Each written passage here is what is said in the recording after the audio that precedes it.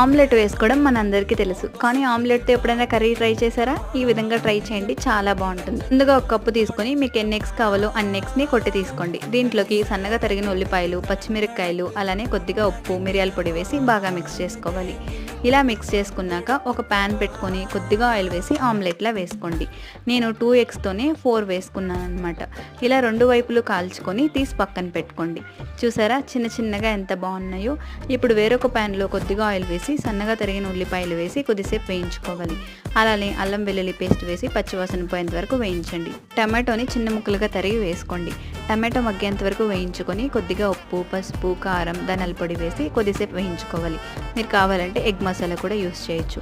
ఇప్పుడు దీంట్లోకి కొద్దిగా వాటర్ వేసి ఆయిల్ సపరేట్ అయ్యేంత వరకు ఉడికించుకోండి. ఇప్పుడు ఆమ్లెట్లు వేసి 1 నిమిషం పాటు అలా ఉంచేసి 2 వైపులు వేయించుకొని కొత్తిమీరతో గార్నిష్ చేసుకుంటే ఎంతో టేస్టీ అయిన ఆమ్లెట్ కర్రీ రెడీ. మీరు ట్రై చేయండి.